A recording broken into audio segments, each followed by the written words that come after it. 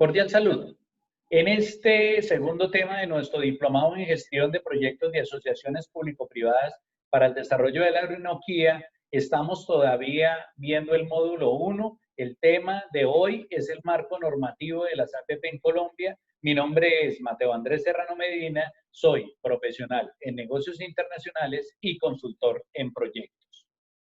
El objetivo general del tema de hoy es identificar los principales elementos del marco normativo vigente sobre las APP en Colombia. Es decir, hoy vamos a concentrarnos en el marco normativo y los objetivos específicos son dos. Primero, identificar las principales características de la etapa del ciclo de proyectos de APP en Colombia y segundo, identificar los roles y la responsabilidad de los principales actores involucrados en cada una de las etapas de las APP.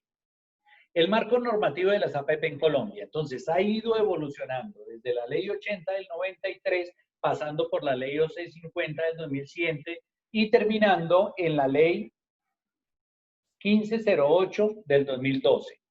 La Ley 1508 del 2012 tiene varias características. La primera es la transversalidad, en el sentido de que no se enfoca únicamente en el sector transporte, sino que ha ido evolucionando hacia otros sectores de la prestación de servicios. Segundo, que la infraestructura social es importante para desarrollar proyectos productivos. Y tercero, incursionaron someramente en la infraestructura productiva. La capacidad y el compromiso es otra característica. Entonces, la capacidad y el compromiso de los inversionistas, teniendo en cuenta que son proyectos a largo plazo, el mínimo es a 10 años, el máximo a 30. El inversionista, el empresario privado, el socio privado debe tener músculo financiero, tanto para la etapa de operación como para la etapa de mantenimiento de esas obras construidas. El pago ya no se hace por obra construida, sino por servicio prestado. Se incentiva la inversión privada, es decir, lo que se busca es que haya más proyectos sin inversión de recursos públicos. Se tiene que hacer una adecuada estructuración de los proyectos para evitar todos los desafíos que significaron la primera, la segunda y la tercera generación de las concesiones viales.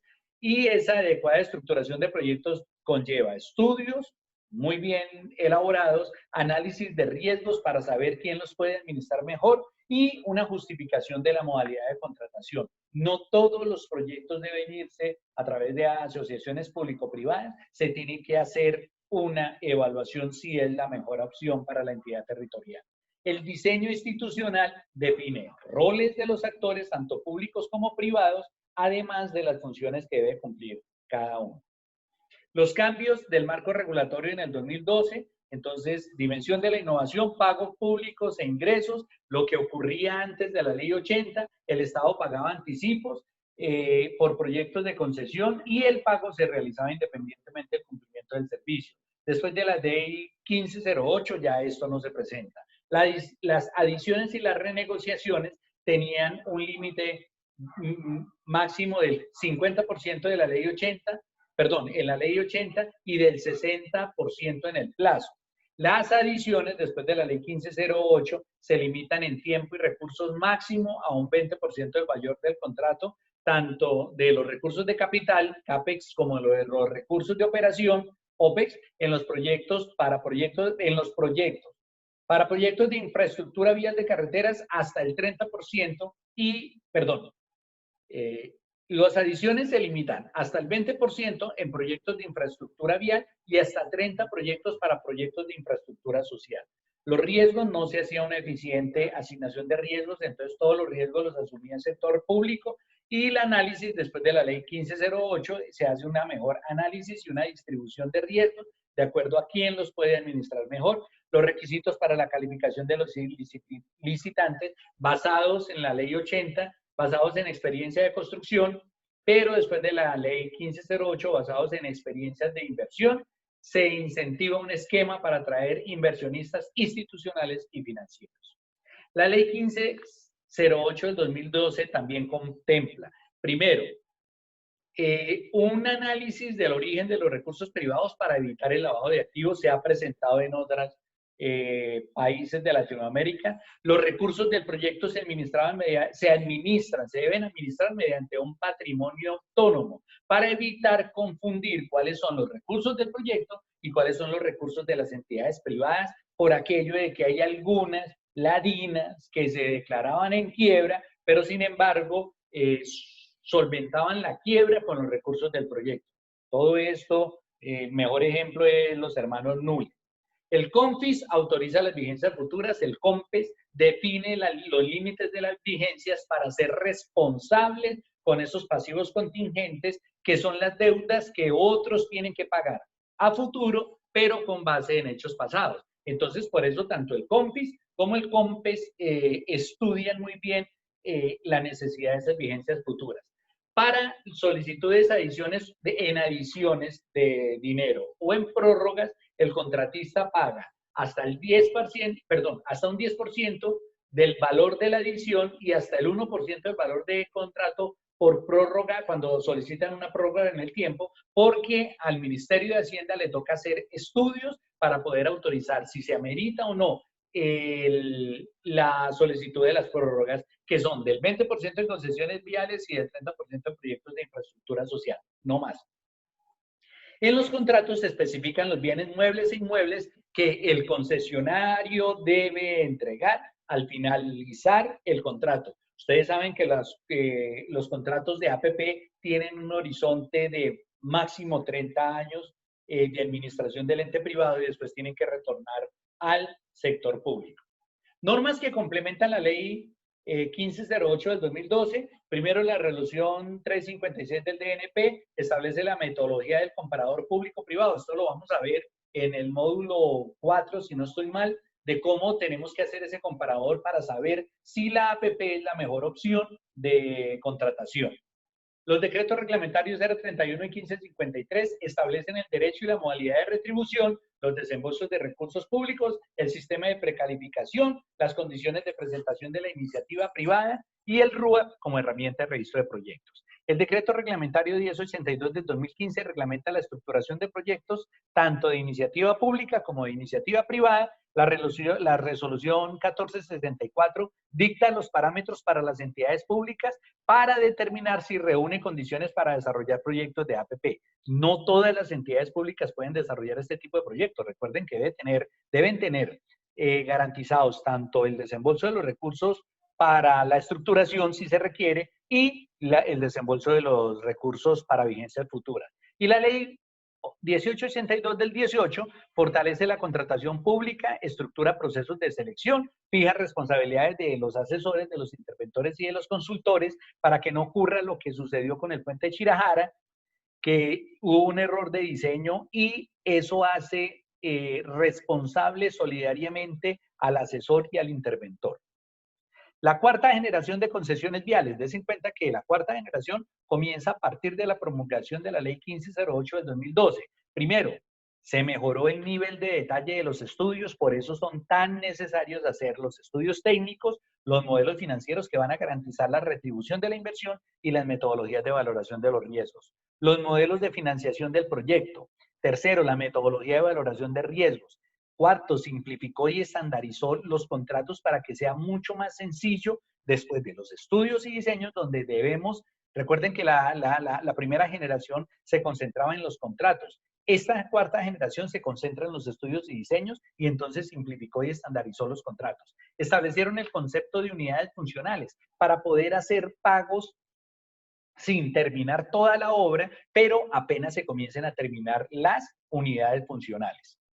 Definieron los mecanismos de retribución, establecieron el concepto de niveles de servicio, establecieron la toma de posesión de los prestamistas, donde las entidades financieras son parte importante de este proceso de prestación de servicio público.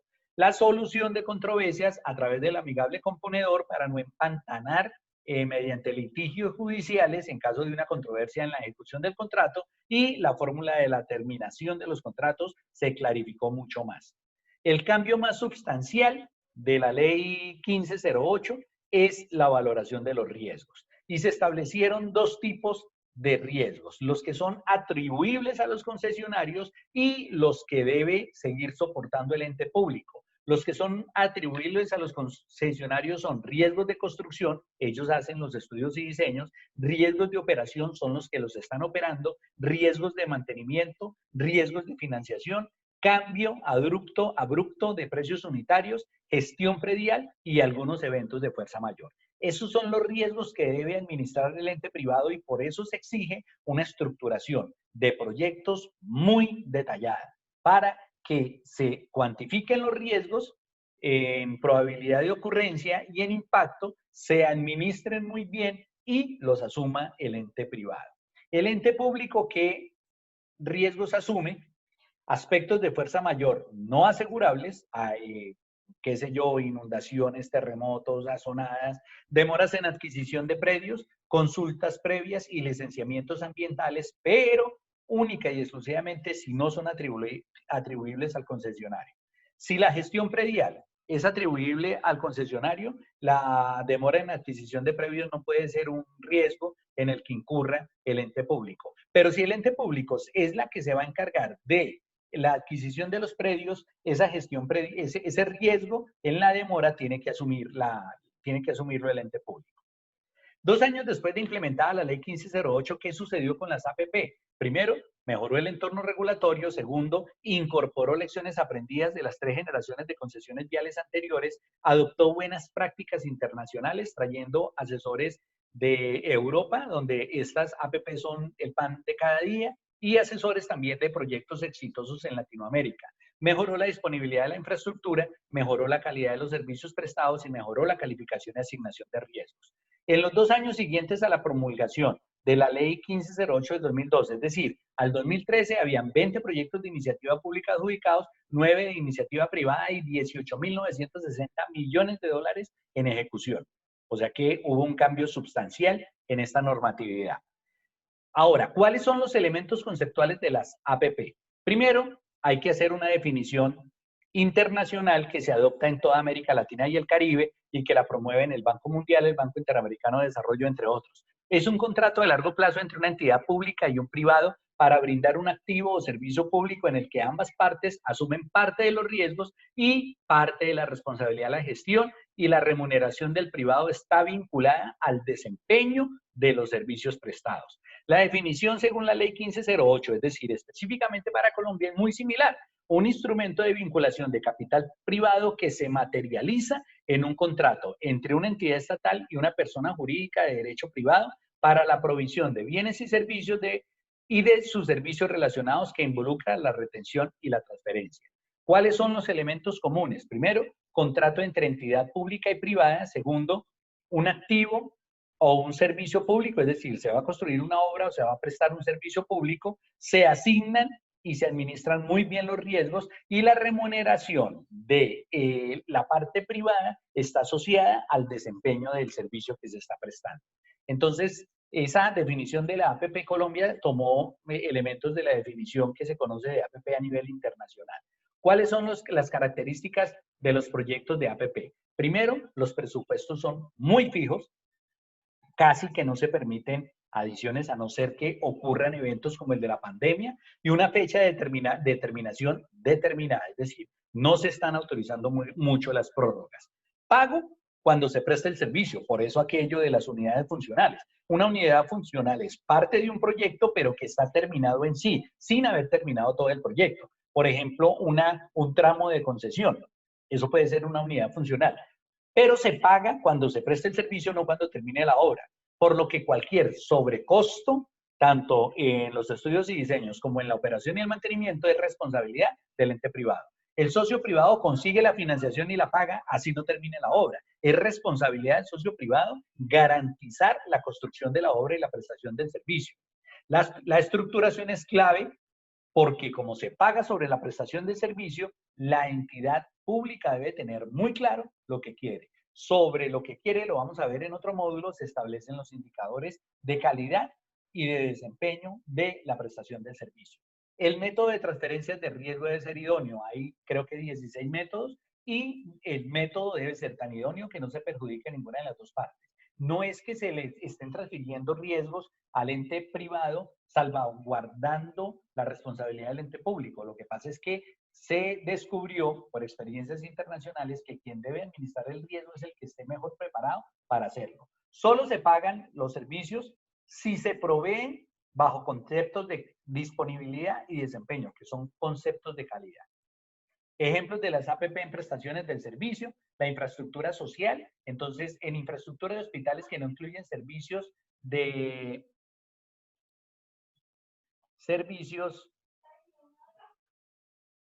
clínicos de bata blanca. Es decir, la disponibilidad de los servicios cuando se construyen hospitales no es la prestación del servicio médico específicamente, sino de servicios asociados, ¿sí? Y en la infraestructura productiva del aeropuerto internacional, el socio público especificó las características mínimas inherentes al bien diciendo, el concesionario realiza la construcción, administración, operación y mantenimiento de la operación aeroportuaria, explotación comercial y reversión tanto del lado aire como del lado tierra. Entonces, des en cuenta, son dos ejemplos muy someros. Estoy intentando hacer videos de 15, 18 minutos máximo, donde se establece muy bien qué es lo que quiere el ente privado y qué le está transfiriendo en cuanto a prestación de servicios públicos, qué quiere el ente público y qué le está transfiriendo en cuanto a prestación de servicios públicos al ente privado.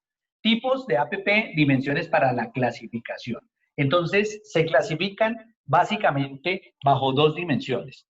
Según la fuente de los recursos para el pago, la retribución de la inversión y el origen del proyecto en la etapa de estructuración. Entonces, según la fuente de los recursos para pago hay proyectos 100% privados y el ingreso se hace a través del pago de la factura. Casi siempre las concesiones viales tienen este tipo de estructuración de proyectos. El gasto público, se consideran proyectos de gasto público cuando el pago tiene una parte significativa para el ente público, pero este pago puede ser adicional a la recuperación de ingresos a través del cobro de las tarifas. Esto ocurre cuando el ingreso, por ejemplo, cuando se construyen aulas de clase y se les da al ente privado la administración de los servicios de cafetería y aseo, pero a través de los servicios de cafetería y aseo, él no recupera la plata. Entonces, el ente público se compromete mediante vigencias futuras a pagarle la construcción de las aulas. En este momento se están haciendo 50.000 aulas en Bogotá a través de una APP. El origen del proyecto puede ser público por la identificación de la necesidad pública, por ejemplo, de cárceles, de hospitales. Entonces se consideran que son proyectos públicos. Se clasifican 4 tipos de proyectos de APP. Iniciativa pública con recursos públicos, iniciativa pública con recursos privados, iniciativa privada sin recursos públicos, iniciativa privada con recursos públicos. Dese cuenta que estas 4 clasificaciones están dadas por las dimensiones, si son privadas o de gasto público. Estas 4 clasificaciones las vamos a desarrollar en cada uno de los módulos posteriores. Proyectos de iniciativa privada normalmente desarrollan infraestructura productiva. Claro, si yo voy a montar una planta hortifrutícola como el elefante blanco que montó Alan Jara en Granada, pero se lo doy en APP a una empresa privada, pues la venta y la administración y la operación de la planta hortifrutícola le va a permitir a él el ingreso, a través de los ingresos, pagar la inversión que realizó. Los proyectos de iniciativa privada, máximo el 30% es de aportes públicos, máximo el 20% cuando son proyectos viales, generan sus propios recursos para ser viables y las carreteras en construcción, en operación y en mantenimiento, tanto de los costos de capital como de los costos de operación, corren en responsabilidad del privado. Los ingresos proyectados se hacen a través de cobro de peaje. Cuando los proyectos son de infraestructura social, como cárceles, colegios, hospitales, la iniciativa es pública y los recursos son públicos. Los ingresos por explotación económica del servicio son insuficientes y por eso se consideran proyectos de inversión pública. La experiencia internacional indica que el modelo de APP, independientemente del tipo de iniciativa, si es pública o privada, puede y ha ayudado mucho a los países a mejorar y a modernizar su método de implementación de infraestructura y de prestación de servicios. ¿Cuáles son los beneficios establecidos a través de la ley 1508? Primero, mejora de la infraestructura y mejorando la infraestructura desarrolla la competitividad, optimiza los recursos fiscales, es decir, esos recursos que no se van a utilizar porque para eso es el ente privado. En la prestación de servicios se pueden utilizar para otras necesidades más prioritarias. Se crean incentivos para cumplimiento cumplimientos del recaudo de los concesionarios, o sea, se vuelve atractivo el negocio para los entes privados, mejora la gobernabilidad y la transparencia, porque la estructuración se hace con una visión de desarrollo productivo, mitiga los riesgos del proyecto, es decir, asigna los riesgos al que mejor los administra, y los costos incluyen el mantenimiento del activo, con eso va a perdurar en el tiempo. Los diseños son mucho más innovadores porque se han presentado iniciativas de otros países desarrollados que ya han implementado proyectos de APP en sus países. ¿Cuáles son los desafíos? Porque no todo es lindo, no todo es bonito. Primero, los costos son mucho más elevados, los costos de estructuración, porque tienen que ir al detalle. Segundo, los costos de regulación y seguimiento son mucho más costosos. En los proyectos de obra tradicional contratan una interventoría, ahí como se dé, por eso hay tanto elefante blanco y por eso hay tanta obra mal construida. En estos proyectos hay una gran seriedad en la estructuración, pero también la regulación y el seguimiento son más costosos y mayores consecuencias fiscales por aquello de los pasivos contingentes, que es reconocer deudas futuras a través de hechos pasados. Por eso se llaman pasivos contingentes y tienen un gran peso en la proyección fiscal de los entes a nivel nacional como territorial. ¿Cómo se potencializan los beneficios y se minimizan los desafíos? Pues a través de una escogencia de actores adecuados, es decir, que el inversionista privado conozca del tema, tenga experiencia. Segundo, estableciendo muy bien el rol de las instituciones que van a intervenir en los proyectos, haciendo una estructuración adecuada de los proyectos y ejecutando una aprobación pertinente. El marco institucional de las APP en Colombia se basa en el Manual de Procesos y Procedimientos para la Ejecución de Proyectos de Asociación Público-Privada. Este manual va a quedar colgado en el aula virtual y básicamente reconoce 3 tipos de entidades. Las entidades ejecutoras, que son los ministerios o las entidades territoriales a cualquier nivel, presidencia, gobernaciones, alcaldías, y la responsabilidad es implementar los proyectos de infraestructura y los servicios asociados. ¿Cuáles son las entidades rectoras? Los ministerios o las secretarías territoriales, el COMPES, el COMPIS con M, el DNP, la banca de segundo piso o el estructurador público y el Ministerio de Hacienda y Crédito Público, incluyendo la Dirección General de Presupuesto Público, la Dirección General de Crédito Público y la Dirección General de Crédito Público y Tesoro Nacional. Las entidades de aprobación son el Ministerio de Hacienda y Crédito Público, aprueba la matriz de riesgo, las condiciones financieras, el DNP, responsable de emitir conceptos sobre la utilización del mecanismo de APP, el COMPES, responsable de aprobar el límite anual de autorizaciones para vigencias futuras, el COMPES, responsable de definir el límite anual de autorizaciones, el Consejo de Ministros, responsable de emitir conceptos sobre proyectos de más de 70.000 salarios mínimos legales mensuales vigentes. Los roles institucionales a lo largo del ciclo de proyecto. Entonces, en la etapa de estructuración está, si la iniciativa es pública, se debe registrar el proyecto ante el RUA. La iniciativa privada, al recibir la propuesta en estado de prefactibilidad, deberá registrar el proyecto ante el RUA. No voy a leer cada una de los apartes, quedan las diapositivas para que ustedes lo revisen. Cada una de las instituciones que él cumple a medida que el proyecto va avanzando. Este es el ciclo de estructuración del proyecto, el cual vamos a desarrollar en los siguientes módulos. Primero, que es el módulo número 2, la etapa de prefactibilidad. Después la etapa de factibilidad, la etapa de aprobación, la etapa de contratación y la etapa de gestión. Básicamente son 5 etapas las que vamos a desarrollar en los siguientes módulos. Ya para terminar, conclusiones del módulo 1 y de este tema 2, a través de todo el módulo hemos presentado, primero, una visión general de las asociaciones público-privadas en Colombia. Segundo, hemos hecho un recorrido general por el marco regulatorio y el marco institucional. Tercero, hemos descrito los tipos existentes de APP. Y cuarto, hemos analizado los beneficios y los desafíos de implementación de esta modalidad. Espero que el video haya sido claro y nos vemos en un nuevo módulo de este diplomado en asociaciones público-privadas para el desarrollo de la Orinoquía.